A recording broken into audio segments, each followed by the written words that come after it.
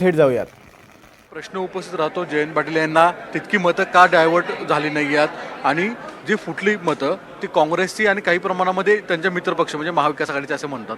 आपण बघितलं असेल की पूर्ण मतं जर आपण गणित जर केलं महाविकास आघाडी 37 हे काँग्रेसचे, शिवसेनेचे 15 आणि राष्ट्रवादीचे 12 आणि त्यात काही अपक्ष जे आमच्याबरोबर राहिलेले आहेत, हे जर बघितलं तर ते इंटॅक्टच राहिले आहेत. आमचा प्रयत्न होता का अधिकची मतं हे मिळवणं, मग ते अपक्षकडनं मिळवता आली असती किंवा हितेंद्र ठाकूरजींचा पक्ष असेल किंवा इतर पक्ष असेल, त्यामध्ये कुठेतरी आपण वरखाली झालेलं आहे नक्की आपण नाकारता येणार नाही. आणि त्याचाच मी जसं म्हटल्याप्रमाणे की कुठचं मतं मिळालं नाही मिळालं हे काय गुप्त मतदान जरी असता तरी देखील स्वाभाविक आहे ह्याची चर्चा करून अंतर्गत या सर्व विषयाची चर्चा करून पुढे या सर्व गोष्टीची उपाययोजना आम्हाला सर्वांना मिळून करावी लागणार. काँग्रेसची मतं जी फुटली आहेत याच्याविषयी मित्रपक्ष म्हणून तुम्हाला काय वाटतं? कारण की ही चुकी म्हणजे बघा जे आमच्यावर भोगलेले आहेत तेच त्यांच्यावरती येत आहेत.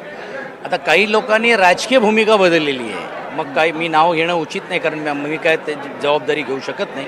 पण काँग्रेसचे आमदार आहेत, नांदेडचे आमदार आहेत, त्यांनी घेतले.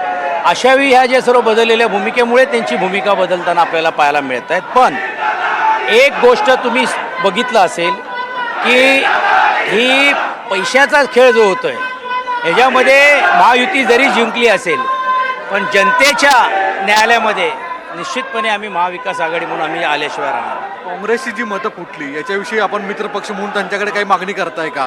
कारण की शेवटी याचा फटका हा तुमच्या मित्रपक्ष असणाऱ्या एका उमेदवाराला झालेला आहे. आम्ही म्हणण्यापेक्षा आम्हाला तिघा नेतृत्वानात बसून आम्हाला तो विचार करावा लागणार आहे आणि त्यांच्याशी चर्चा आपल्याला करावी लागणार आहे. आणि जसं म्हटल्याप्रमाणे